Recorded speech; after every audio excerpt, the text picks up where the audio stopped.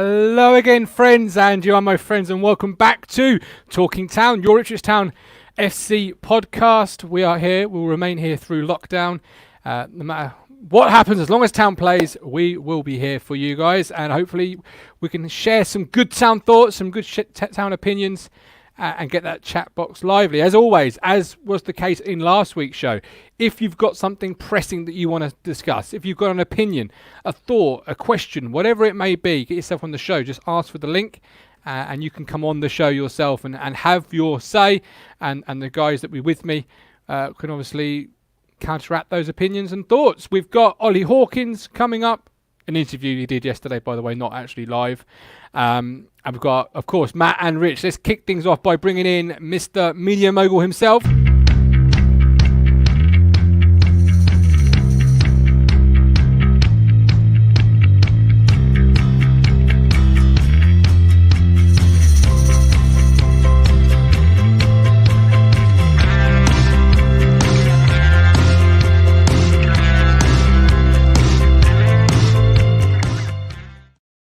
Matthew, thanks for joining me as always. How are you?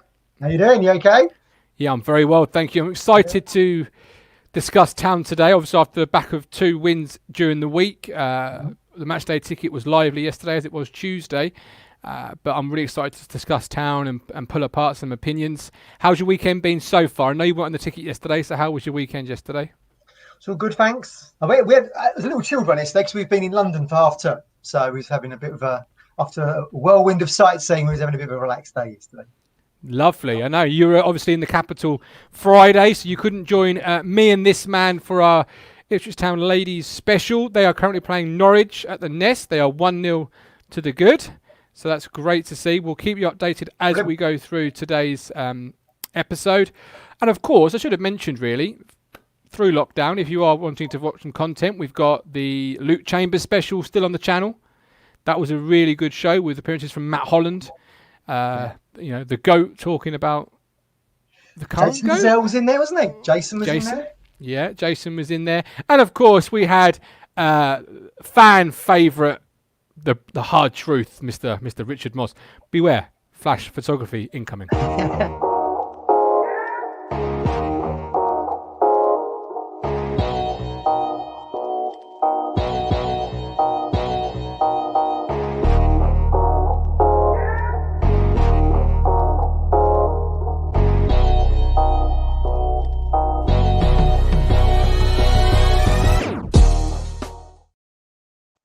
Feel I should introduce you as, coming from the mean streets of Newmarket, weighing 265 pounds, the cruncher, Richard Moss.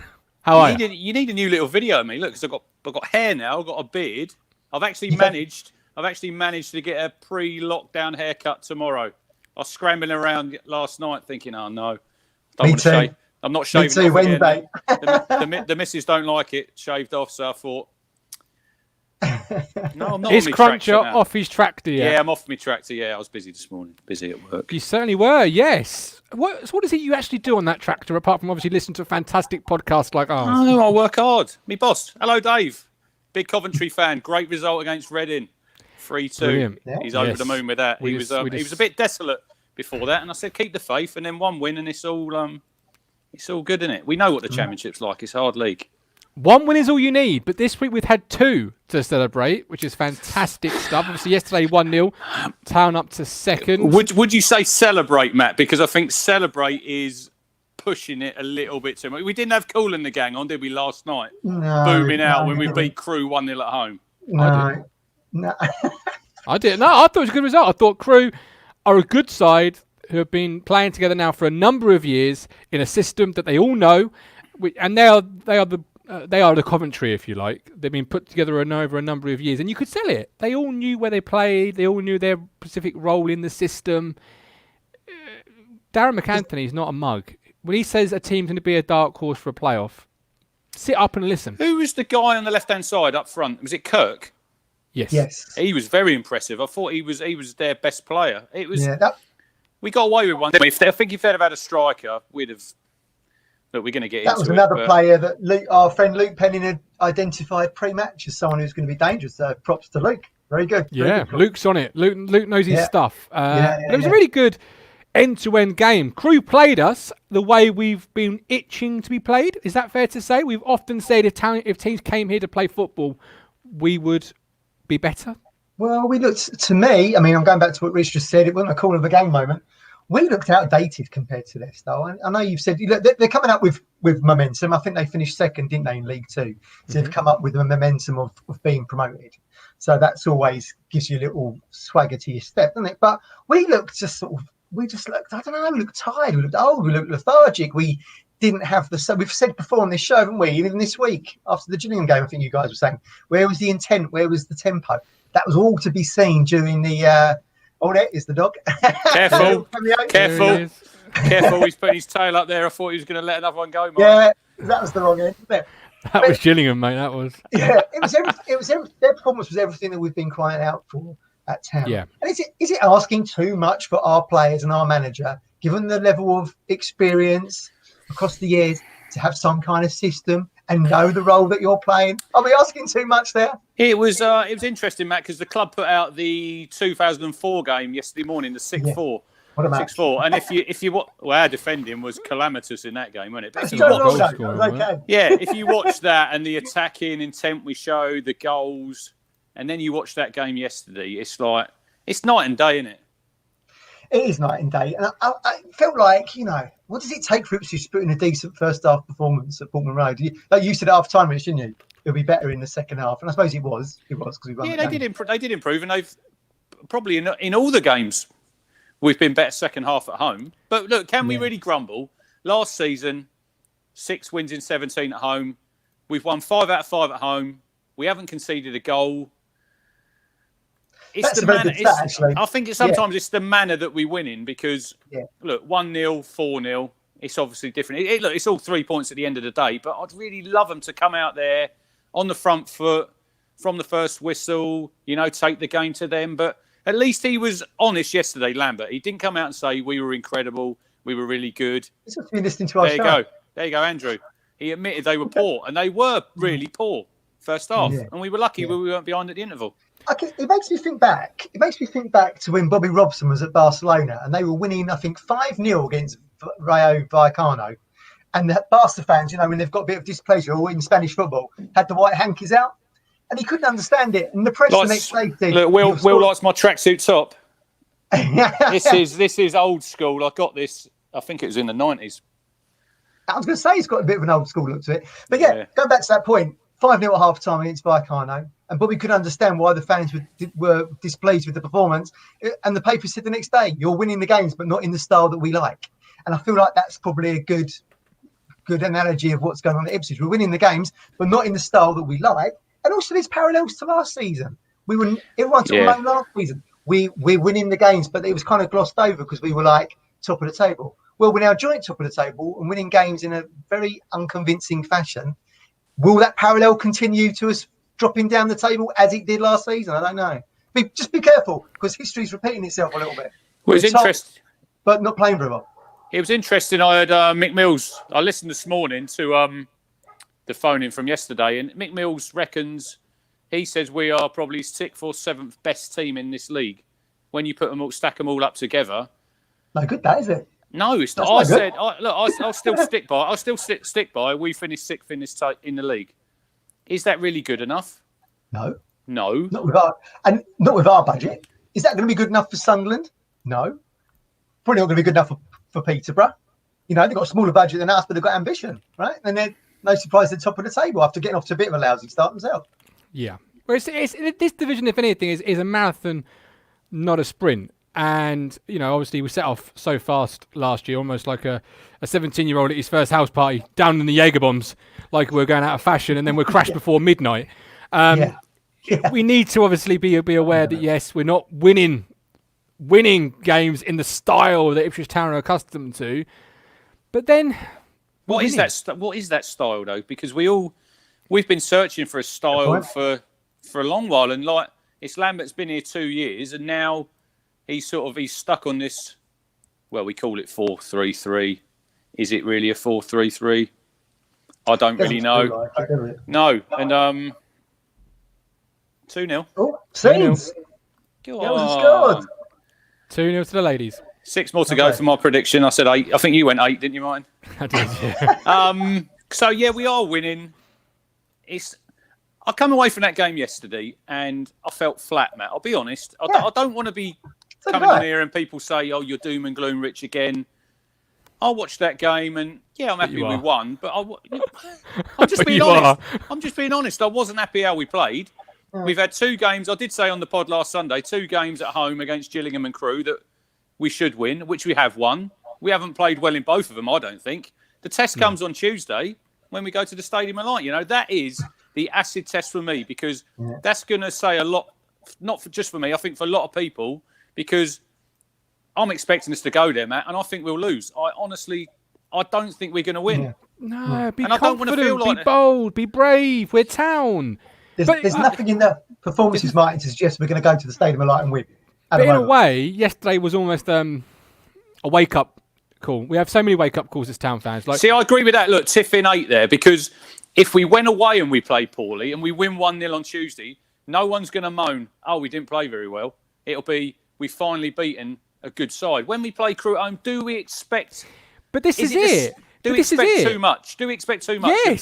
Yes. You're still thinking of 2004. Crewe have just come up and are not as good as us. We're Ipswich Town. That ain't the case no more, guys. We're Town in the 3rd tier. Crewe are a team on the rise. Yesterday, I saw 2 heavyweight boxers slogging it out in the middle of the ring, and we come out with that heavyweight knock. We knocked them out. We took the win. That's all that matters. We didn't knock them out. We didn't knock them out. Come on. Did win the game? Who won the game? Town did. That's all that matters. We'll have to play. We'll have to play.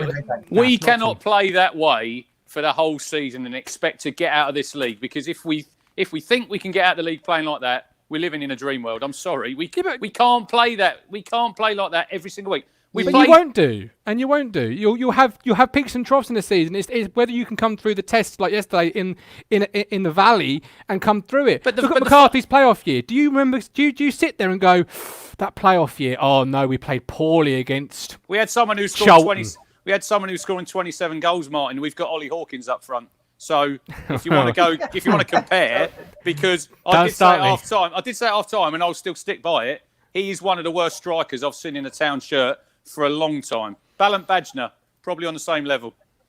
Sam Parkin? No, Parkin, better player. Parkin has scored more goals by this point. I just think, look, I said it midweek. They tried to convince us once on a time that Ballant Badger was a championship striker. They're trying to do the same this time, but with Ollie Hawkins in League One. He can score as many goals from free kicks. I mean, you know, obviously, he can. Yeah, that'd be great. But as we said on the show yesterday, myself, Rob and Amy, if you have this striker get a run on you, such as a corner, he should win the ball. He's, you know, huge. But it's everything else. It's everything else. I think you touched on it just before half time, Martin. He had the ball from Stephen Ward coming from the left, deflected. He's got to be thinking quicker than that defender. He's got to get across him and get an effort on goal, but he's not. He's on his heels. The defender's got in and he's nicked the ball away. Now, if you're a good striker, you will sniff out a goal in that 6-yard box. That is where strikers make their money. That's why they're paid the top dollar. Well, he did, to be fair, with the goal. He did, didn't he? Well, he got a run on the centre half, which is what I said that if he did do, he'd be dangerous. But that one there, deflection, actually helped the defender more than the striker. It should have helped the striker more than the defender. Yeah. He wasn't across the face of the man. Too many times, he doesn't get across the face of the man. He's not anticipating, is he? He's on his heels. And that's actually how we won the game in the end, wasn't it? Because that Crewe didn't anticipate that short corner, gave Judge loads of space to get across in, and we've scored from it. But I'll go back to what I just said. I was embarrassed to win that game. Can you imagine having to walk past Crewe fans at the ground yesterday if we'd been now? You'd have gone, sorry lads, sorry about that. We got dominated basically. Certainly in that first half, we got dominated. I wasn't embarrassed. Not at all. Because I know where we are now. I know where we are. And we're here through decades of decline. We might be in the 3rd tier. We keep saying this every month. Said it before, Don't let the standards slip. Don't let the standards slip. If Crewe can play like that, Ipswich Town should be able to play like that. I'm sorry. Absolutely. Right, let's have a quick word from our sponsor and let's get to Crunch and Tackle because we want some positivity in today's show for a 1-0 win. 100%. Networking 90 is a UK-wide, online-only networking group. We would love to see you there and help you reach your business goals this season. We're also proud sponsors of the Talking Town podcast. Right, crunching tackle. Let's have some 3-0. positivity. 3-0, Page Peak. Is it? That's I'm two ahead from of you. Peak. You are. I'm too busy trying to click different Crunching buttons. tackle today is right. So all three of us on here, we've moaned about him. I still will. Yeah, and I don't disagree. But Thomas Holy, yesterday, I think it was probably one of his best games in a Town shirt. We can all, I agree with you, Matt, disappointed that the manner of the win, your goalie gets man of the match at home to Crewe, you're probably going to think, yeah. But we can't sit here every week and say, oh, he's poor, he played poor, he made a mistake. When he plays well, you have to give someone credit. And I thought yesterday he got lucky. I think it was early on. There was balls whipped in and he was a bit sort of all at sea and it hit him on the shoulder. Maybe that's the bit of luck that he needed. If it had gone in the net, 1-0 down, we'd have all moaned. Great save he done from the guy when he was 6 yards out. And I know, look, you can say... It's hit him. Yeah, but come on, he spread him. You can't... You got to give him some credit. Look, I know he's not Bart, and Bart's your big man, but Bart made another mistake yesterday, let in another 3 goals. So, and Bart was part of the relegation team, and he gave up. So, I'm not giving him as much credit as you do. Yeah, his stuff has gone down. But Holy, I thought he had another good game, Gillingham in the week. So, he's kept 6 clean. He did. He played all right in the week. He played all right. Yeah. He's kept 5 clean sheets at home. All right. Answer this one. Because I've heard this a lot over the last 24 hours. Thomas Holy is the best goalie in League One. I'd say that. Who's the Peterborough keeper? Christy Pym? I'd say he's I think he's a decent keeper. Shakola? Yeah, but he threw one in against us last season, Matt. Christy Pym did over at Peterborough, dropped it straight to Norwood's feet. So when you're a goalie and you make a mistake, it's magnified because it normally ends in a goal. So I was happy for him yesterday. I'm not saying he's the best goalkeeper in the league, but when someone plays well, we have to give him credit. We can't just keep saying he's rubbish. He's not very good. From what we've had before, we've had Kelvin Davis, we've had Craig Forrest. I remember when I was going, Richard Wright, Bart. So, who was the keeper we had for 5 minutes and went to Rangers? Who was that? Neil Alexander. Saved 3 penalties, didn't he? Saved 3 penalties, didn't he? Yeah. Begovic, remember him? Yeah. What happened to him? We've had some decent goalies. One of our best goalies? He played 1 game against Norwich and kept a clean sheet, didn't he? Oh, what, Pollitt? Yeah, Mike Pollitt. Yeah. 100%. Yeah. With Matthew Bates at left back. Matthew Bates. I remember the next game I went to Barnsley away and I think he done his cruciate that game. Yeah, he did. Yeah, he can never stay fit. Look, Thomas Holy did play well. No. He had a good save yesterday. Overall, I still felt he was a 6 out of 10, 5 out of 10. He's not good with the ball at his feet. He flaps at crosses. What? Have you looked at all the man of the match polls? Have you looked at my man of the match poll? Well, that's emotive. That's 81%. That's emotive. That's what I said last night to you about how it's the wrong time to put the player of the month out after a game because it's about emotion. Chill out. Come on. There's enough bad things going on in the world at the minute. I don't. According to you, there's not. Because when I asked for your goat earlier, you said nothing was wrong in your world. So I've got one. Don't worry. So apparently not. But I just think he's not even the best guy. Not even the best keeper at the club. We haven't seen enough of Cornell, have we? We haven't. We all remember. We all remember. The Northampton guy, don't we, Matt? When Martin went to interview him, and the first thing he said is, "What did he say?" I said, "Is he a good goalkeeper?" Nothing goalkeeper, he said, didn't it? Don't worry, we'll see him. We'll see him next Saturday. Cornell will play probably next Saturday, and he'll play Tuesday against Crawley in the cup. So he's just got to sit tight, and he probably will get his chance somewhere. But at the minute, he's doing all right. Yeah, no, credit where it's given. I've got to give credit. He's in the team of the week for the League One team of the week. So hats off. Yes. He made a fantastic save, a really fantastic save yesterday. It was a fantastic save. It was also a bit late, but he was there to make the... He was in the right position. Your positioning's got to be right. He should have scored, really, shouldn't he? Let's be fair. He's 6 yards out. He's got the whole goal to aim at. Yeah. That was a great move. Go on. I keep thinking my dad would have applauded that if he was still with us. He sometimes used to applaud really good away goals. That Leighton Baines one for Wigan. I don't want to say that to that, Matt. That's that was a particularly good goal. Yeah. I think it was a great little move, wasn't it? They probably deserved to score from that, but it was a great save. But do we not think Holy's looking much better now because the back four in front of him, as guys are saying in the chat? But then I thought the chance where Holy saved it, if you watch it, Wolfenden goes to sleep a little bit. Matey sort of runs off him and there's no one there. If that had been Toto or Wilson, we'd have been sat here slating him. We would have done. He gets away with it a little bit, Wolfenden. You played in goal, Rich. You'd be more confident having Wolfenden and McGuinness in front of you than Toto, surely. Where is James Wilson injured because he's not on the bench, or is he just? He went on the bench, was he? Is he just picking Toto? I don't know. Get that rumour mill circulating. Callie says Holy made a few decent saves, not just one, and apart from when he dropped the ball from across, that stuck in my claw a little bit because why are you dropping it wasn't exactly like it was a fierce cross. Yeah, exactly. Yeah. What are you doing? You dropped it in the 6-yard box. The rest of the team yesterday was, I'm not going to say that, he actually played better for us than him. Ian Peters reminds me a bit of Craig Forrest. He was dodgy too at the odd save, terrible at crosses. Craig Forrest was a much better goalie. I mean, I sometimes think Holy's like Dracula, scared of the cross. But boom. You know, I do. He's such a big bloke, and I think with the referees, by the way they are these days, if you come anywhere near a cross and fall over, free kick. He should be more commanding. I do agree with you. He should be more commanding with the size of him. But Bart wasn't either. So, you know, I'm not exactly saying Bart was, you know, the linchpin of command the area. But Holy, team of the week, good save, clean sheet. Well done, Thomas.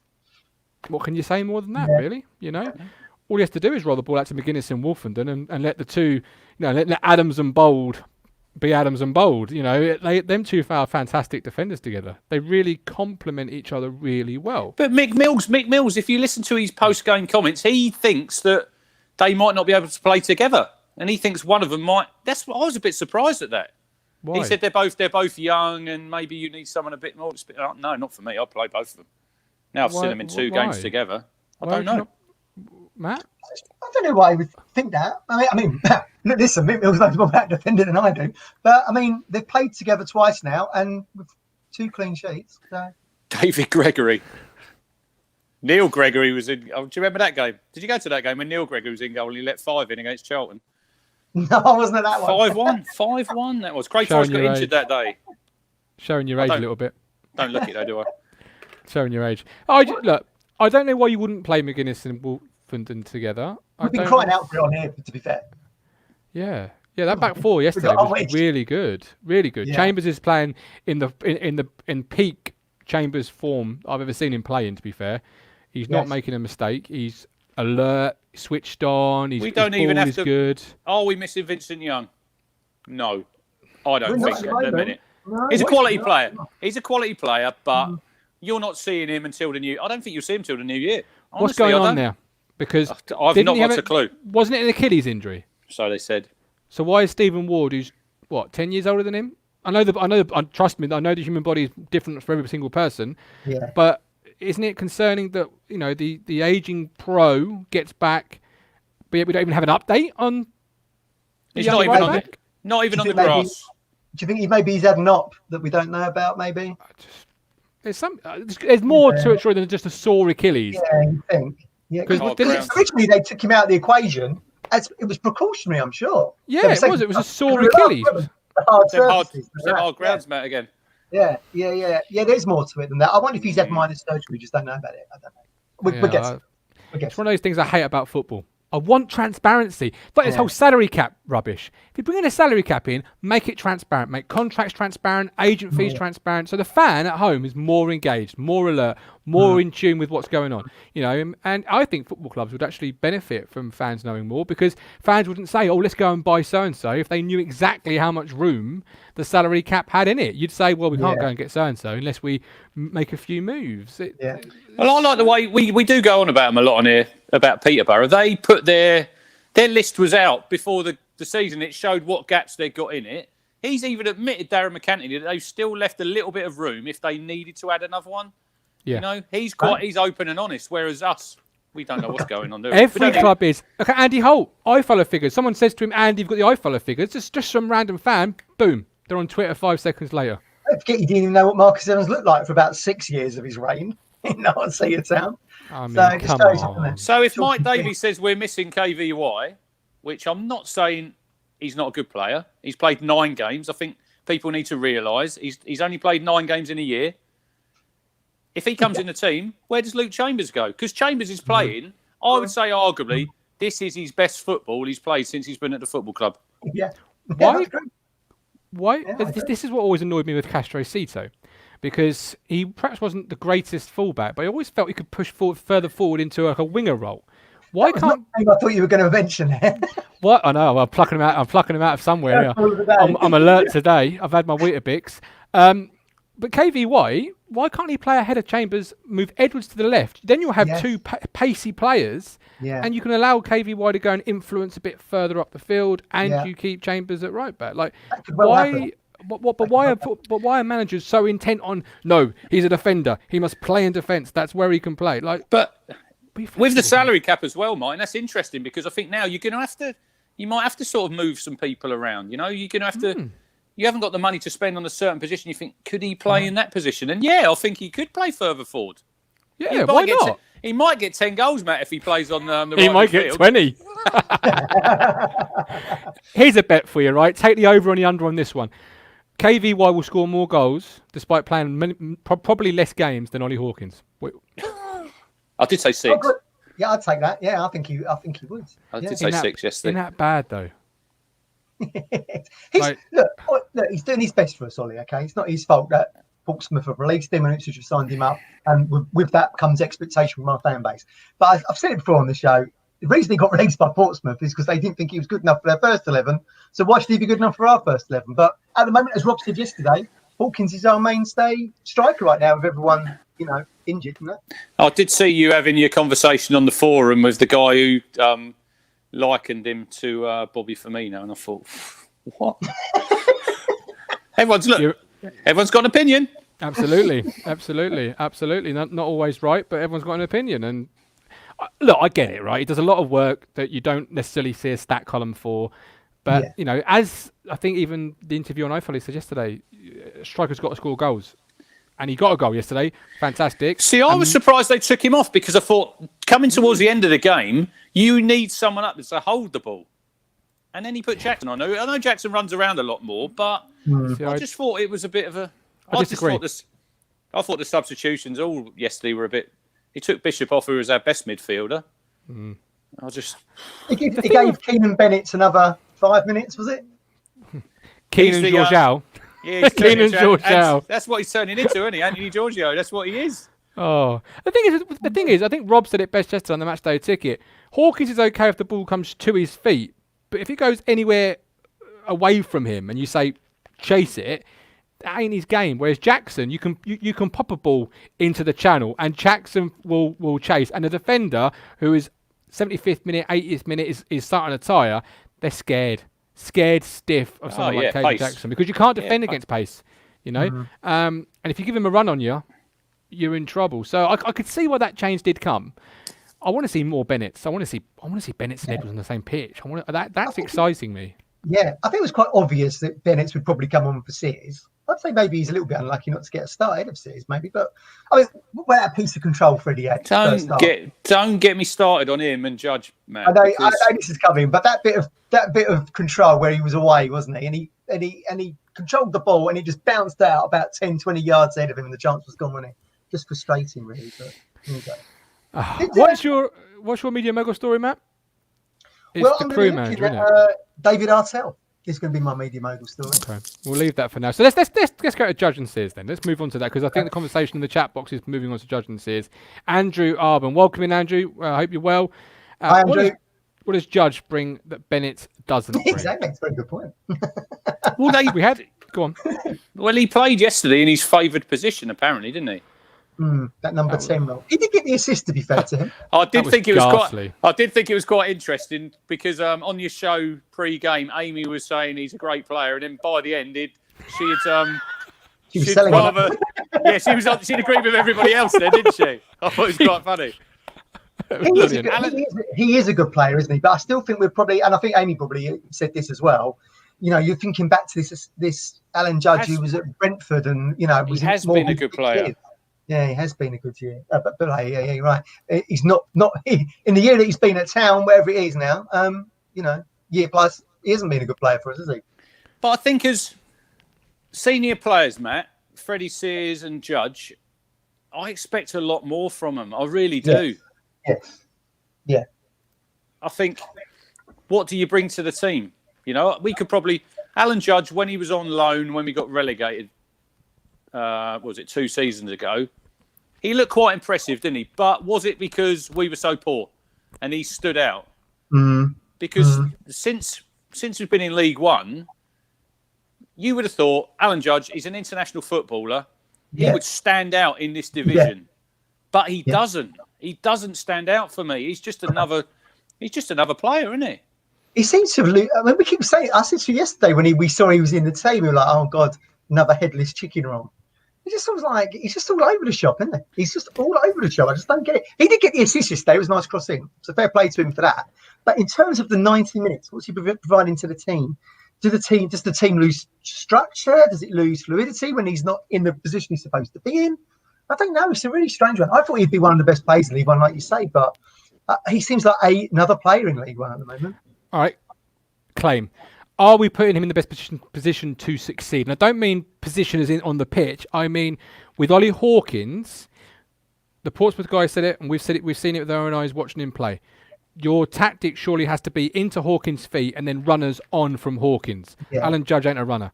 So are you putting Alan Judge in the best position to succeed playing him alongside Ollie Hawkins?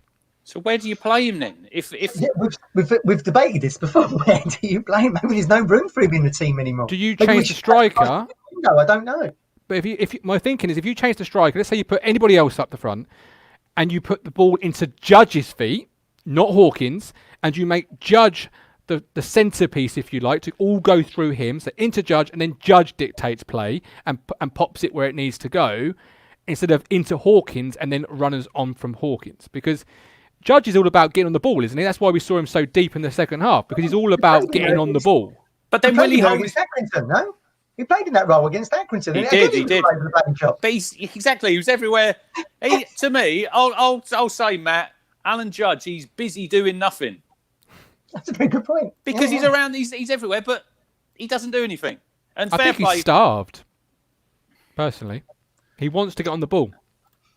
Maybe someone needs to ask him, he needs to do an interview with someone, ask him, where do you want to play? I feel like maybe we should have sacrificed him when there was the QPR interest. Well, I think Ben said it best yesterday, complementary football. And I just don't think Judge and Hawkins complement each other. But equally, with Andre in the team, who's a playmaker, you've almost got two, and we had that a bit yesterday in the second half, two players who want to get on the ball, who want to dictate, who want to make things happen. You don't need two. You need one with other players who will move and create and create an angle to do something. Well, if you played the three in midfield, if you had Andre, Teddy Bishop, and Flynn Downs, they would be your three, because they all do something different, don't they? I know at the minute, there's another one, Flynn Downs, it's all gone quiet on him.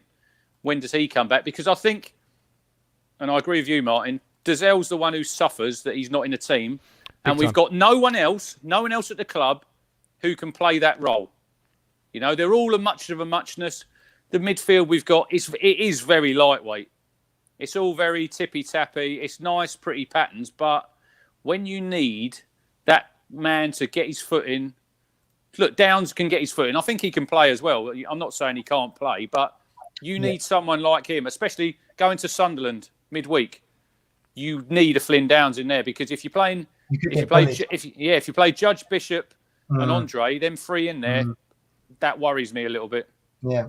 We made that point in the summer, didn't we? Where was that kind of enforced League One, League Two style enforcer? Hang on, remove that comment. Remove that comment off there, because Matt will start going into one. Well, I would not describe Cole as an enforcer, a tough tackling enforcer. I mean, we looked at the stats. He had one yellow card across the season last year. But shouldn't Emir Hughes be stepping in there? He's got the physical attributes to be able to do that. But again, does he like putting the foot in? But we've played two games. We've had 2 games where John Nolan's been suspended, and Hughes has sat on the bench. He came on against Gillingham for a few minutes, and he's not got on yesterday. So where does that leave Hughes? odd man looking in. Sorry. Yeah, because obviously he'll play in the cup games. I would have thought He won't have his deal renewed at the end of the season. I'm 95%. I agree with sure of that. I agree with he might do on some reduced terms, I would say, depending on what league we're in. Even then, you want to get younger. McGavin, Idris, What? you want to get younger in midfield, not older. Why doesn't Nolan try and play that more enforcer role? I mean, he's very good at doing it when the chips are down and we're losing and the final whistle's about to go. We can all kick someone. We can all kick someone, Matt, but that doesn't make him enforcer. Jordan, welcome in. You've got a point, but first and foremost, would you have John Nolan as your enforcer? Not as my enforcer, Christ almighty. We'll see what happens when he enforces, mate. Not a lot, does it? Good old John Bolton. Let's have it. Right, Jordan, welcome into the show, my man. What you got to say about the town this week? I don't know, mate. Do you know what? I quite enjoyed the last couple of games. I don't know. It's nice when you win, isn't it? Twitter, I see a lot of negativity. I was a bit drunk yesterday. I'm not going to lie to you. That's how he's doing for the game. God. Couldn't Do tell. you know what? It was nice to see a different side of us yesterday. Crewe, I thought Crewe were a very good side. I can't remember the owner of Peterborough, Darren McAnthony. Darren McAnthony, Yeah, he said at the start of the season they'd be dark horses, and do you know what? They play some lovely stuff at times. I really thought that they were. They're very intense, well organised, and I know the first half we did ride our luck, but it's just nice to see us not concede, isn't it? Holy had a very good game. It's about time he started earning his coin. I thought we were all right. Do you know, look, I'm not going to sit here and say we're playing wonderful football and stuff like that, because we're not. And at times it is a little bit boring. But we're winning games and keeping clean sheets. I don't know what more do people want. We did do it last season, Jordan. This is why people are so on edge, because I think that's a lot of it. And until we if we went to Sunderland on Tuesday and we win, everyone will be, I think, maybe it is going to be different. If we go there and lose and don't play well again, people are going to think, aren't they? Oh, here we go again. Yeah, I get it. I just think last season we've had a bit of a lull, haven't we? We had a bit of a low. I mean, bloody hell, we got absolutely torn apart at Doncaster, and we lost 2 on the bounce, didn't we? We were terrible, but we've picked ourselves up again. Whereas last season, that loss at Accrington Stanley, did we really get going again? Because I don't think we did. Not really. No. We're not tearing the league up. I didn't think we would anyway. I'm quite happy for us just to keep plodding along. I think we're not in the limelight like we were last season. We were very much in the limelight last season. Everyone thought we were going to, including like all media outlets and all that lot, thought we were going to absolutely bat. I'm quite happy for us to go under the radar at the moment. And we've got players coming back like Caden Jackson, Norwood, even though he won't really make a difference. We've got a couple who, do you know what I mean? You stick Vincent Young in. I'm not even sure if he'd get in front of Chambers at the moment. I think Chambers has been very, very good. See, we'd have never said that at the start of the season, but I agree with you. I agree with you there. Yeah, I think we're looking all right, mate. I think we're looking okay.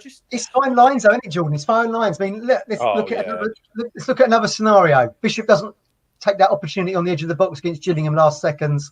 Game finishes 0-0. We had 2 balls. We have 2 on target yesterday, including the goal.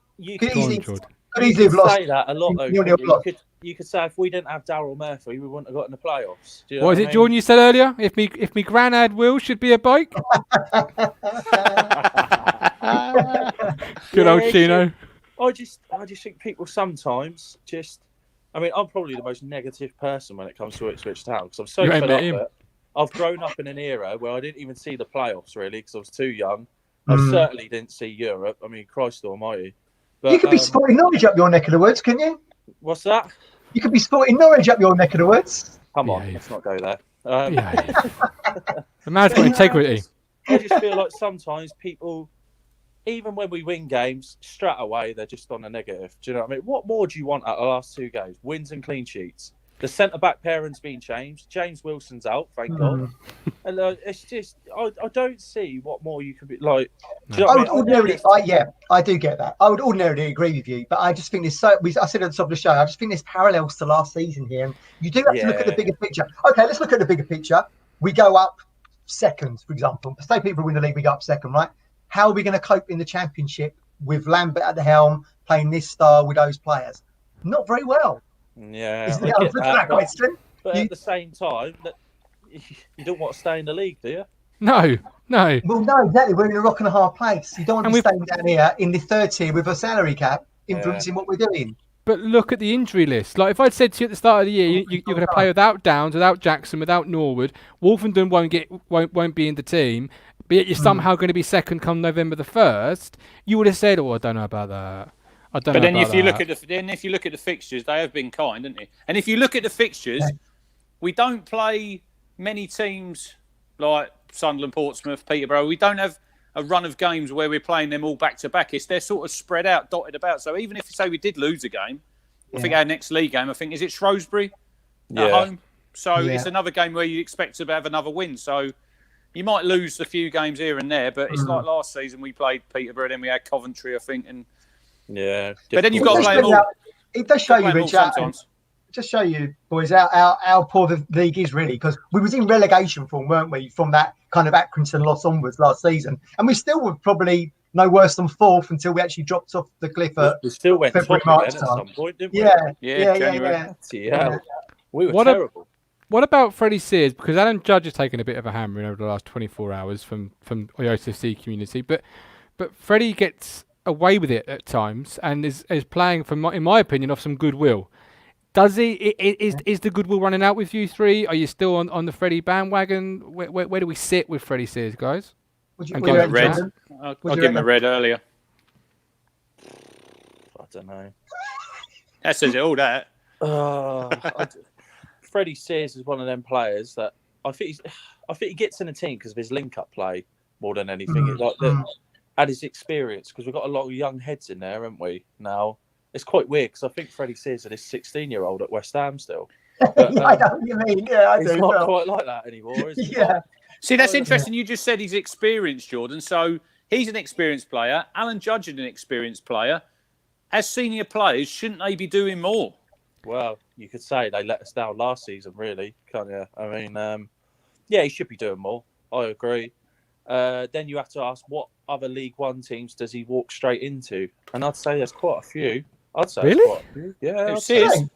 He would get in Crewe's team. Go to Sunderland's team, do you think? Would he get into Posh's team? I'd have that Kirk from Crewe overseas every day of the week. Yeah, he was tidy, weren't he? I liked their left back. I did more than anyone. That Pickering, thought he was very good. Their right back's best right back in League 1 and 2, isn't he?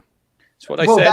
That Perry NG, yeah. Well, that when we signed Kane Vincent Young, because they were in for him, he said, "Well, I've signed a better." Artell said, "I've signed a better player anyway." He might have been fitter, Matt. He might have played more games. Exactly. Yeah, no good to us at the moment, is he? Kane Vincent Young. Where is Freddie's best position? Because when I've seen him play at Colchester, it was behind the striker. He's played in the stand. All right, Crunch, is that his say? Jordan, Matt, where's his best position? Do you agree with that? I still think of Freddie as this like West Ham kid, really. And he was a centre forward, in the kind of like that Vardy style centre forward where he did have a bit of pace. He was very good in the season we went down, wasn't he? In terms of he was always on the front foot. He got 4 goals. He scored some corkers, didn't he? Was it Bristol City? He scored 2. He got injured though. Got 2, and then he done his knee, didn't he, in February at Norwich? Yeah, he got injured early. I think he was he took responsibility. I remember him kind of taking the game by the scruff of the neck, trying to make things happen. Maybe he's just not recovered from his injury. I just don't know. Is it time? Is it time to move on? But who have you got that who you can put there who's consistently better at the moment? Honestly, I know everyone loved Jack Lancaster. I love Jack Lancaster, but is he better than what we've got on a consistent basis? He needs to play games though, and in the correct position. I mean, they paid him in that 10 role, didn't they? But this is it, isn't it? Yeah. Do you want this, or do you want that? Like, I don't mind that. If we get an 8 out of 10 out of Jack Lancaster and the week after a 6 out of 10, I'd take that every day of the week over a Freddie 6 out of 10, Mr. J Tab. Where you know what you're going to get. Like, no, it's true though, isn't it? Like Anthony Knockhart, J Tab, both play left wing, but I know which one I'd want. Like, Mick McCarthy always wanted players that he knew would give him 6 out of 10, rain or shine, wind or otherwise. Do you reckon he'll get players in Cyprus that will give him 6 out of 10? He in Cyprus when he went there, so let's hope Mick lasts a bit longer than that. I think we're at that stage now where a lot of these players coming towards the end of their contract, you have to say, will we keep them? Like your Emir Hughes, he just said a little while ago. Yeah, I mean, unless you get him on peanuts, there's no point in keeping him. He does nothing. Alan Judge, I loved Alan Judge, but you have to question what's the point in keeping them. They're probably on high wages as well for the league. Big wages. There's They going both to be a big big wages. turnaround of players in the next couple of years, really, when you can consider Transition, mate. Don't get You mine said that, haven't started you? on transition. He said that. He said that. Transitional year. It's the changing of the guard almost, and you're seeing that when El Mizani comes back. He stays out of contract at the end of this season. Oh, I hope so. There's quite a lot of them. There's quite a lot who've got an extra 12 months, haven't they? Option, I think. I'd like to see Keenan Bennett get a chance on that left-hand side. I would, yeah. Maybe it's that kind of flair we need to go to Sunderland with. I'd like to see Edwards on the left, Matt, because that's where he should be playing. But he seems to. He played well at Blackpool on the left, and then he's back out on the right. And I just. Well, that was. That's a good point actually. The performances we've had this week are chalk and cheese compared to that Blackpool one, where we were on the front foot. We were almost like that Crewe Alexander performance yesterday, passing rings around Blackpool, making things happen, having shots. I mean, bloody hell, Chambers scored a thunder strike from 20 yards out in that game. It was almost like we were so cavalier in that game. I've not seen it that much. Yeah, Blackpool have won 3 games all year. Don't be like that, okay, fair play. Don't be like that. I don't want to hear this negativity at the moment. Sorry, mate. I mean, you've got to respect that they've only won 3 games all year, and they've conceded conceded 14 goals in 10 games. I mean, obviously we put 4 of those past them, but I don't know. Anyways, Jordan, join us Tuesday. Come have your say on Tuesday. We've missed your input. It's a big game. You have to ask him questions sometimes. You can't just leave him out in the cold, Martin. No, that's it, isn't it? Exactly. If you don't get asked. He's not Anastasia, is he? Or whatever her name was. But anyway, George. What, with that haircut? I don't know. Well, I don't know. Anyway, George, we love you. We'll see you Tuesday. All the best. I've got Mike. Mike coming in. Mike, how you doing? Here he is. And he's gone again. Where's he gone? It's a cameo. Oh, he's coming back. There he is. Sorry, I just had a phone call. Typical. How Terrible. are you, lads? All right? Very well. How are you? Yeah, all right, actually. Well, yes and no. My team lost today to a shocking referee decision, shall we say? What's that shirt you're wearing there, Mike? Who's the badge? Yeah, that's I'm a coach for Brandon Town Community under 14s. That's right. I love it. That's fun. But yeah. So you into Is you into lockdown there, Mike? Is that your last game? They haven't said anything, have they? They haven't said nothing yet. Yeah, we've had the FA came out last night and said no more games now for the next 4 weeks. So we're in a bit of a disappointment. End on a loss as well, which didn't help. And like I said, but the lads played well, so that's all that matters. That's all I can ask for, really. And the other 2 coaches, the same as me. We felt we should have won the game, but we didn't today. But I guess, a bit like Crewe yesterday, probably felt they should have won the game, but. That's a lovely segue. That's professional, that is. Like that. You know what I mean? After my job. I weren't impressed with the first half. I ain't going to deny. I thought, here we go again. But I was absolutely hammering Hawkins. I was like, I was calling him Porkins, and I was like, really? Come on. You are absolute... Can we nick that? But in fairness, I mean, you want a striker to score a goal, and just when I'm thinking, he needs to come off, he comes up with a goal, and I'm like, a bit of humble pie coming my way. But do you think he scored it to begin with? Because Chambers pulled a fast one. I was going, get in, Chamber. I thought he'd scored it. But... He's 7 foot tall. He's 7 foot tall, isn't he, Martin? He's 7 foot tall. If you stand the cross up at the far post, he should be winning it, shouldn't he? Come on. Yeah. He's Peter Crouch in the League One, isn't he? Well, he is. And obviously, from a corner, as you know, Mike, the defenders are stood in a position. So they're stood. They've just got a standing jump. Whereas as a player, you've got to run on it. So even Castro Cito should be able to springboard a power header from a corner. Cito's getting some love today. I love Cito as a player. I missed some of the second half, but you didn't miss much. We got a win. I mean, I must admit, I was thinking, well, we're going to, based on the first half, I thought, holy man of the match for me. As much as I don't rate him as a keeper, he did have a brilliant game yesterday. Got best in the league, Mike. Well, he was busy. That's why. He was busy. Best in the league, Mike. Best in the league. Wow. Edison of the league, is he? I think... Allison. Yeah, it was, and yeah. But yeah, I think the back four actually did well. I can't really complain about them. I just felt again, it seems the midfield. I don't like Giselle in that holding role. I really don't. I think he'd do more damage if he was in more forward. You know, there's no other role for him though, is there? He has to kind of play in that role. I think, given his attributes that he brings to the team, that kind of quarterback, let's get things moving style. I think he has to play there, doesn't he? But yeah, I can see the argument on that. But I guess my coaching thought is, he's got, you know, he's quite young still, isn't he? He's a bit raw, and up until sort of the season, he hasn't really started much, and he's been a little bit petulant when he has come on. And you know, maybe that's probably because of obviously who his dad was, but I think, you know, in reality, he's certainly grown into this season, hasn't he? But it shows for me, there's not enough experience there. It shows, Mike, when, like I did say, start of the season, he's the type of player you need to show belief in, and he's I think him and Chambers, they're the only two players who've started every single minute, and you're seeing the benefit of Andre playing. I like the way he gets the ball, and he always looks to go forward. Yeah. You're right there, Richard. Yeah, he's spot on. He did, you know, with Giselle, you do get always that forward play, and I think, like you said, I know, you know, people used to say Scoos used to do that role quite well, but he was always a sideways and backward passer. But Giselle gets the ball, head up, look for that forward pass. He's not so great defensively, though, is he? Would you say that, or am I? Which is where he's missing. That's where he's missing Downs. That's where he's missing. I think he's Downs. improved. I think he's improved this season with that. I think he has. I think he's doing all right. He's still learning. He is still learning, Mike, isn't he? Yeah. We can say he's a young player, but how long do you say someone's a young player for? Because he did come in. He did come in how many seasons ago was it, Martin? 4 or 5 seasons ago. I remember I was at Sheffield Wednesday when he scored on his debut. Yeah. So he's 16 then, wasn't he? Was he 16? Yeah, so he's 21. So he is still young. He is still young. He missed the season, though, didn't he? He did miss a season, to be fair to him.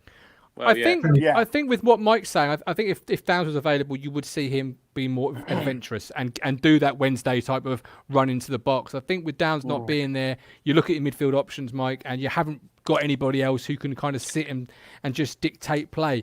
I always think he's painting remembrance, and the rest of them are painting by numbers. He's so far ahead of them all; it's unbelievable. Yeah, do you know what I mean? Yesterday was so apparent. He gets the ball and he's got the whole field in his mind. He's got a plan. Immediately. Yeah, and they're all. He does read the game well, doesn't he? Definitely. I haven't been Giselle's favourite support because of how, in the past, some games I've watched him in, he's been quite petulant. But I've got something for you, Mike. Anyway, while you're on about Giselle, look at this from Curtis Yates. Look, oh my lord, beautiful, £10. Beautiful. He does great work. Yeah. Have you got yours yet, Matt? Have you got yours yet? Apologies to Curtis. I was in London this week. I think it's still with the postman. He's got his Bart one as well. Look, he's got Bart. He doesn't even play for us. I mean, that's like saying, hey, Mike, just ask Martin how many goals Bart let in yesterday. Oh yeah. How many did he let in? I've seen the scoreline, by the way, but how many did he let in? I don't know. I've been focused on Ipswich for the last 48 hours, so I would not know such slanderous lies.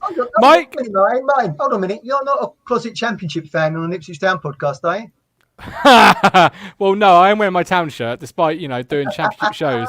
You won't find me at Carrow Road in the press box having the Mr. Kiplings. Mike, before I let you go, I've got Adam Flack coming on. I'm going to ask him the same question, so Adam, be ready. Sunderland, Tuesday night. Are we going to win? I've got a draw in my head. A draw tells me that on that, if I'm honest.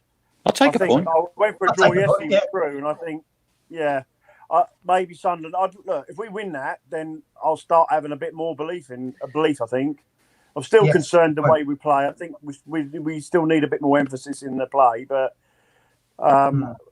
we got to win against Crewe against the runner play, I'd say. But I'll go for a draw. I'm going to go. I think a point would be a good result there. Okay, all right. 2-2. We're going to score 2 goals away from home. Ollie Hawkins double. Right, Mike, we love you. Thanks ever so much. We'll see you Tuesday. All the best, guys. Take care. Cheers, mate. Adam, welcome in, Mr. Flat. How you doing? Gentlemen, hello. How are you, mate? Very well. Thanks for waiting there. Obviously, No a Town problem. win yesterday, 1-0, up to second. Lambert's Indeed. king. All is good in the world, is it not? No, sorry. No, I don't actually want to talk about the games because I didn't see Tuesday night's game and I saw about the second half yesterday. I mentioned in the comments, I was raging. Lambert's comments about our injury situation. Okay. Yes. Okay, so I've got some quotes here.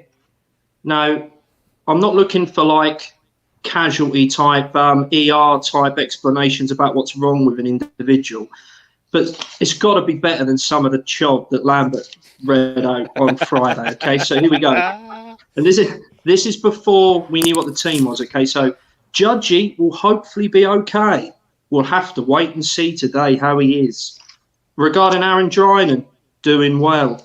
Tristan Nyden, doing all right, back in training. Flynn and Cole Skews, still a little bit away, but doing well. James Norwood, trained the other day, still a bit off. This is the best one. Kane Vincent Young, doing well with it. What does any of that mean? What doing well with it? What does it mean? It's just bollocks, basically. It's bollocks. He doesn't know when any of our players are going to be back fit. Basically, exactly. That's what I've got from. That's what I'm drawing from there. I mean, you could say we've thought it before. It's Lambert. He's mastered the crutches, maybe. You know, I don't know why, with it. I don't know why nobody's pressing him on it. Nobody's pressing him on Kane Vincent Young doing well with it. Sorry, Paul, what the hell does that mean? Can you elaborate? Yeah. We would love to ask that question, as we've said previously, but we're not allowed. They won't let me in. Martin, you like the NFL. They have to do their injury reports in the week.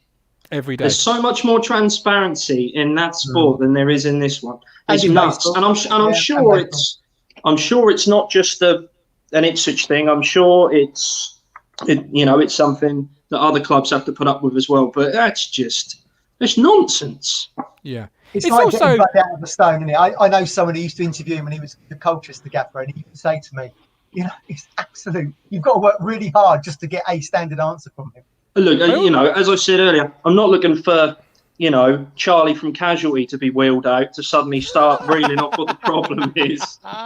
But, maybe it's time for them to wheel Matt Byard out and ask him some questions about what's wrong with our players. When's Kane Vincent Young going to be back? He's been out for a year. What's he doing? What kind of training is he doing? Yeah, exactly. Yeah. Excuse me. Well, this is when I think also the press need a bit of help, and I think the EFL needs to recognise the relationship between club and press and club, and give the press more access and more rights, so the press can ask questions and not be worried about anything else. Like the press have to be free to do their job, and Andy Warren, Stuart Watson, the non-league papers, all other things, they do their fantastic work, but they're only given a certain number of time.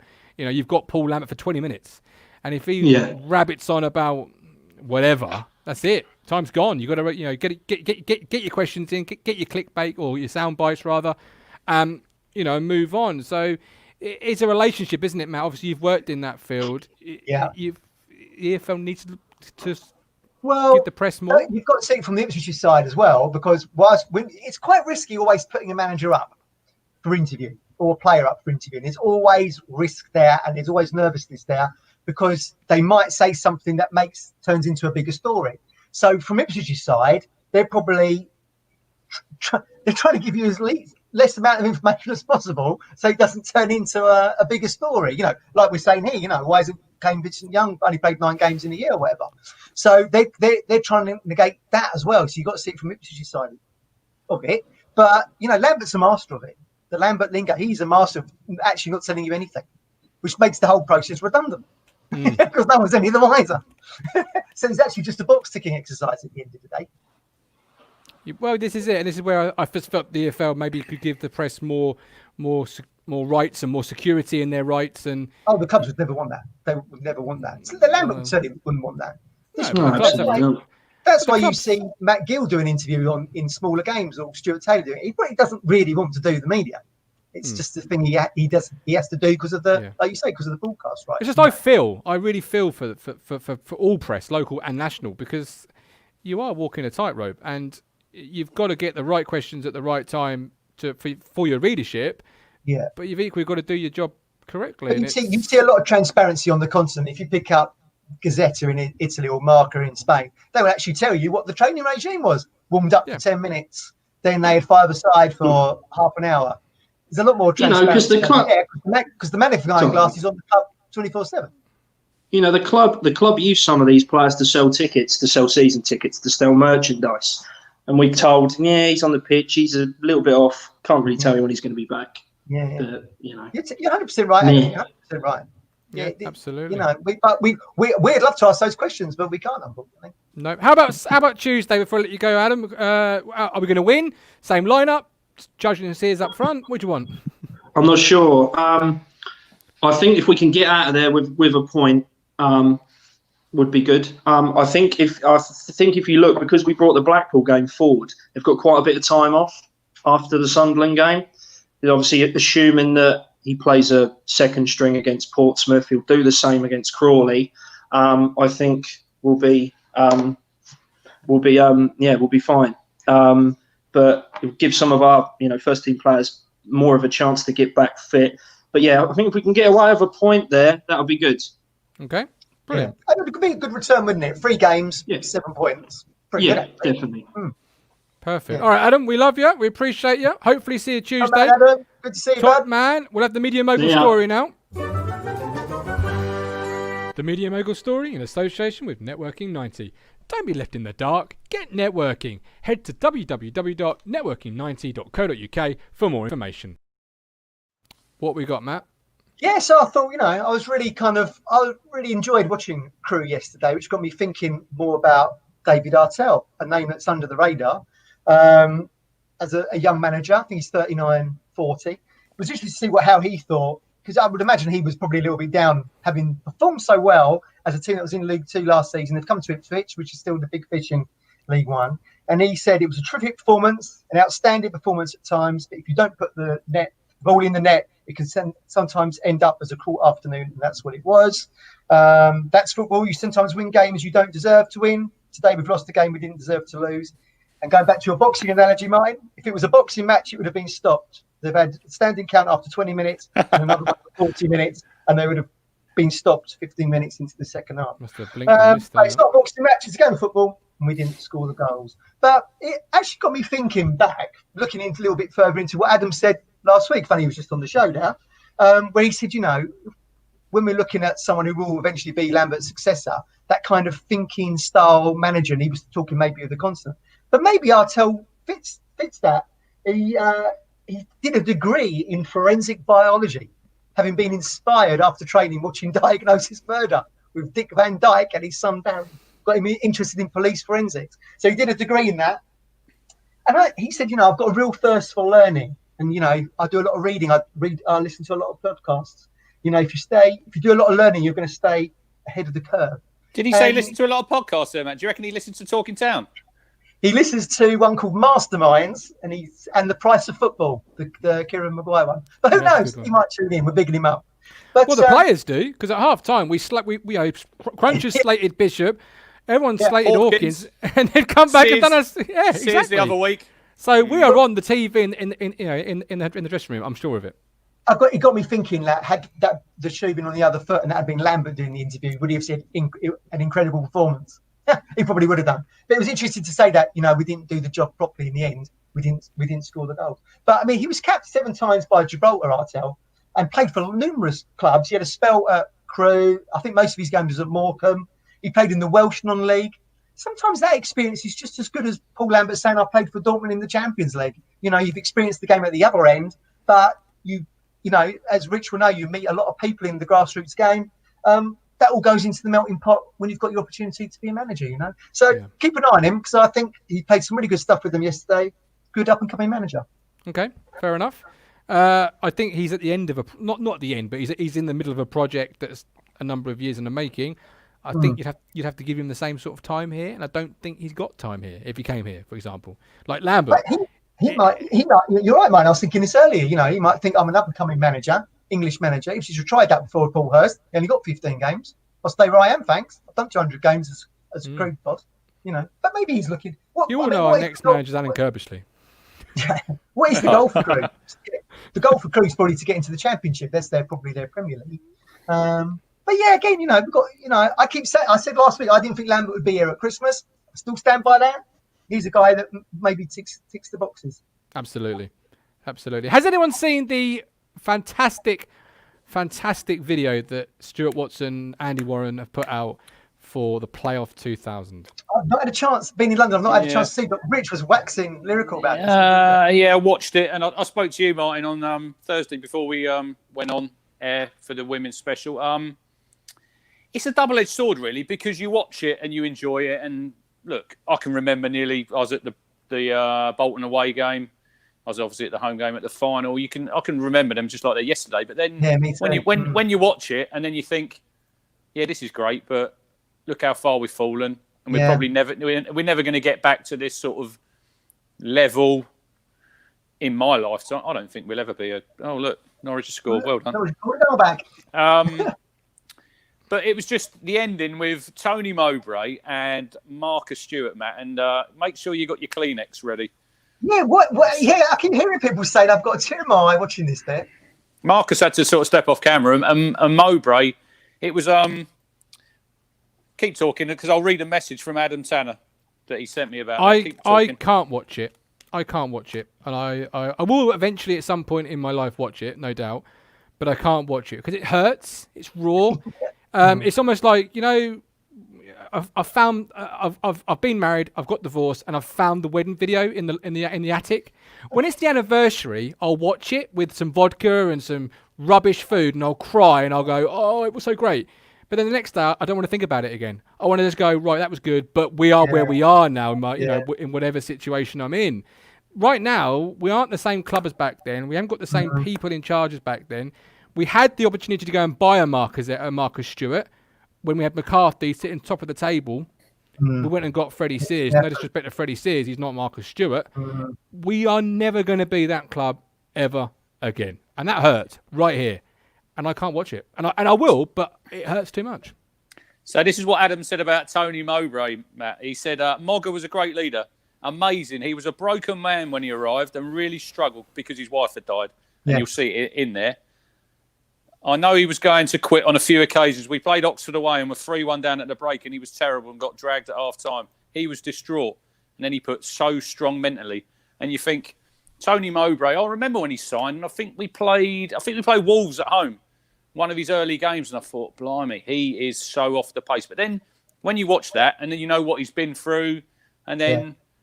He was a great leader, wasn't he, Tony Mowbray? And it was just fitting that he scored in that final, of all people to score a goal at Wembley. And it was him. He'd never played there before. And I always remember that cross from Jim, and he's come in at the back post and he's powered it in. I said it to Martin before, I can still picture him. I can still picture myself in that seat at Old Wembley and him jumping up at the far post to score that goal. Me too, like a salmon. I think he's out of print now, but I actually read a book about it was his biography up until mid-Celtic, which dealt with the sad death of his wife. It was a really fantastic read. So, it's only until you know that story and then apply it to his Ipswich years that you think what a great leader he was and how well he did at Portman Road. Yeah, fantastic. I always remember him, Matt. Did you go to the game where we played Middlesbrough when it was him and Gary Pallister played in the centre of defence for Middlesbrough and Dalian Atkinson got that hat-trick? One of my all-time favourite games. Yeah, I can still remember that like you. Martin, you're too young for that. Fantastic. 4-0, wasn't it? Sadly. The Dalian Atkinson hat-trick. I think they won the league. Middlesbrough won the league that year, didn't they? Went up. Me dad never rated Pallister after that game, even when he went Man United. I think he'd already signed for Man United. He was just seen his contract out with Bell, and my dad never rated him after that one match. I remember a game my late granddad dad used to tell me about where we watched the game. I think it was this game here, and Mowbray and McAllister played in the same team. And it was all talk about one of them going to Man United. And he thought it was Mowbray.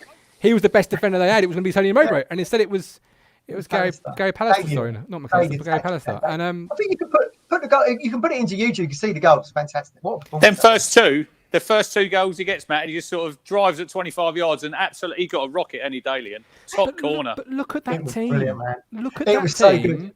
and put them in today's wage bracket, today's price structure, and ask yourself the question honestly: does Ipswich Town have that team with McGrill, Venus, Mowbray as the back 3, Stewart up front with David Johnson, who's got goals for fun for the last 3 seasons, Scowcroft, he'd have been sold to fund the thing. Richard Naylor. Bam Bam. Naylor. Yeah, Bam Bam. That day, he was incredible, wasn't he, in that final? He was performance like a man possessed. He was and like off a man the bench, possessed that day. you've got Rooster, you've got Vilnius, you haven't got Ollie Hawkins, you haven't got It's like, it just hurts. Great manager, good recruitment, good ownership, sheep shakes plan. down. Yeah. A 5-year plan, you know what I mean? Yeah. But then transparency. Fans knew about a 5-year plan. You ain't told nothing anymore. You don't know if you've got a 6-month plan. There is a plan, but you don't see it. But then it did help that you had Kieran Dyer. Obviously, he's on there and he was gutted that he didn't play at Wembley because he got sold at the end of this previous season. But we had him, we sold him, and then we invested the money, didn't we? Yeah. John McGreal, Jermaine Wright came in. Very underrated player, Jermaine Wright. Clapham. Oh, free transfer from Spurs. Of course, David Johnson was the B-list option, wasn't he? It was supposed to be Kevin Phillips. But it was also recruitment with a plan, right? Burley played a 3-5-2 predominantly. So he brought players in to feature the 3-5-2. He didn't bring a player in and go, right, well, where do I fit him in this? Yeah, where am I going to fit in? It was all built with a plan. And it cost Steve Bruce, well, it didn't cost him his job. He walked from it, I think, if I remember rightly, Rich, because they sold Marcus Stewart and he said, well, if you ain't got no ambition, I'm resigning. Yeah, if I remember it right. I went to his debut away at Barnsley when he scored. Yeah. Just sort of danced through the defence, then he went round the goalie and then come back the other way and then sat 2 down and just passed it into the goal. And you think, was it 2 million? Signing for 2 million? It's all right, 2.5, I think. 2.5, I think, yeah. 2.5. Ben, welcome in. How you doing, Ben? You got a point? Yeah, really good. I think I was just listening to what Crunch was saying about, are we ever going to have that squad back again? And I suppose you got to that point in the show. I've been listening to the whole thing where I'm just getting all nostalgic now.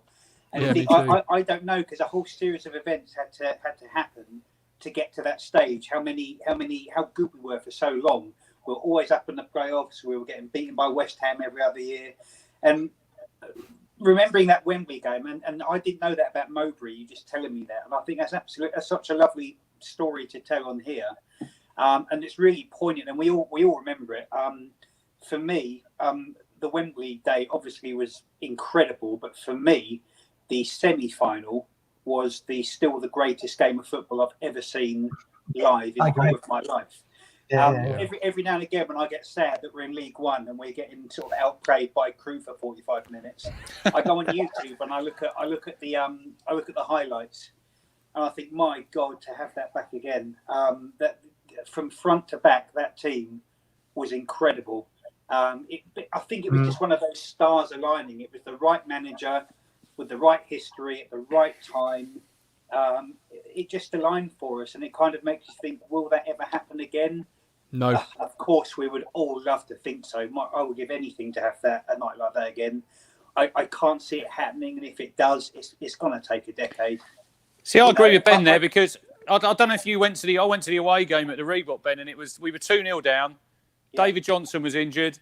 Tony Mowbray was injured, and you're thinking, this is deja vu all over again.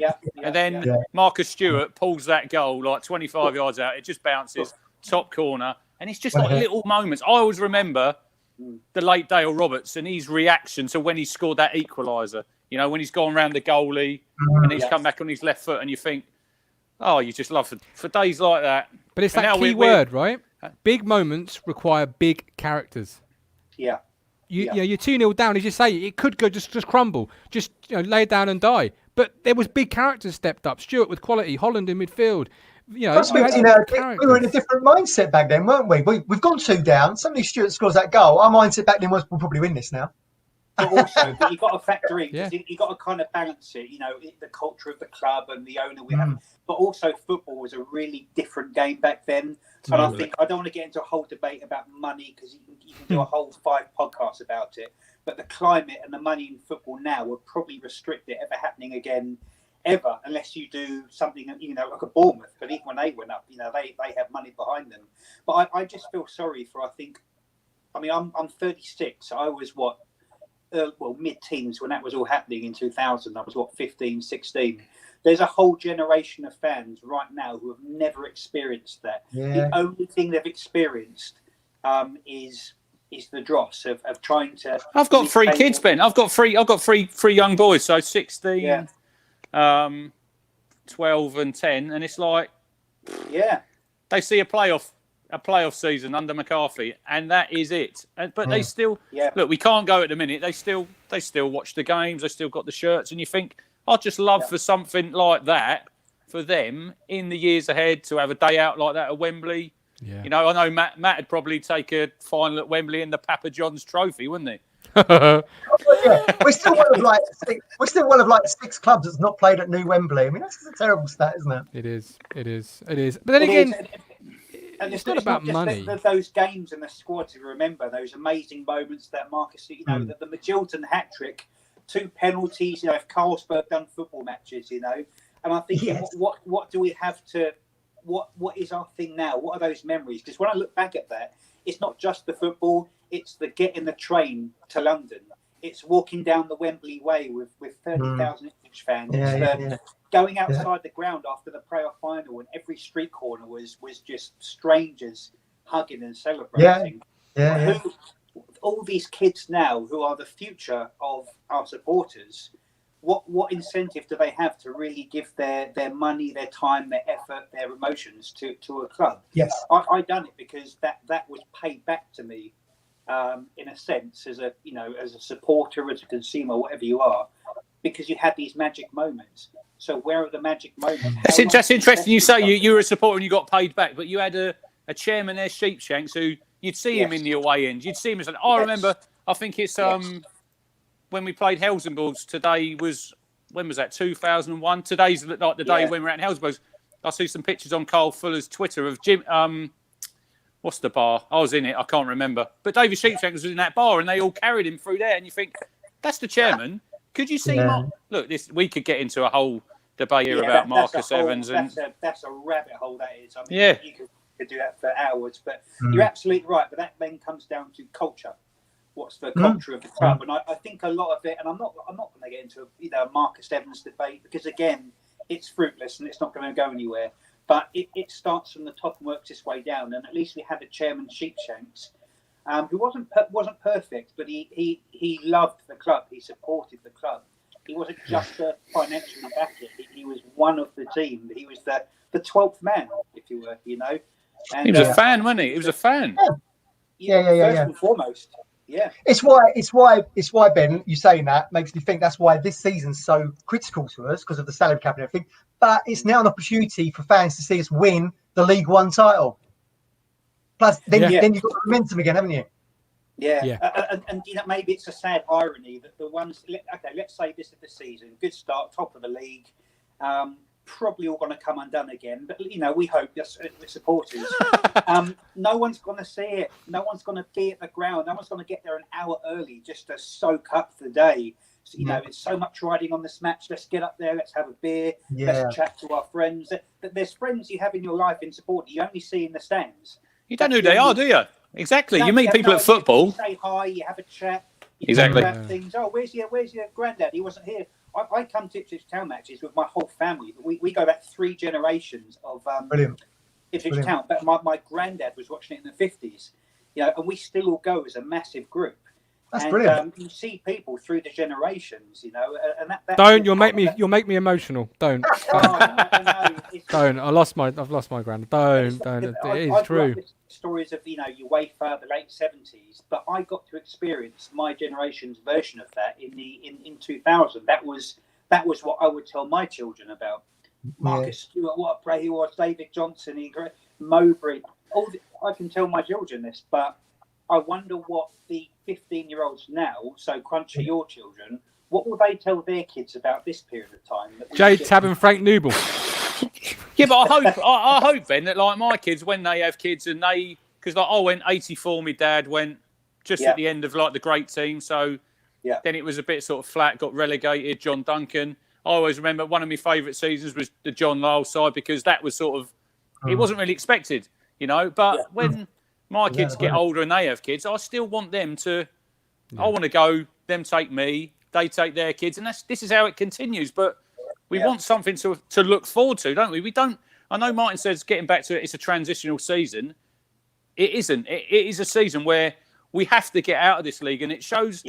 It shows that we have standards, because we won 1-0 yesterday. We won 1-0 against Gillingham, and me and Matt are not happy because we haven't played well and we're falling over the line. But I agree. I totally agree with that.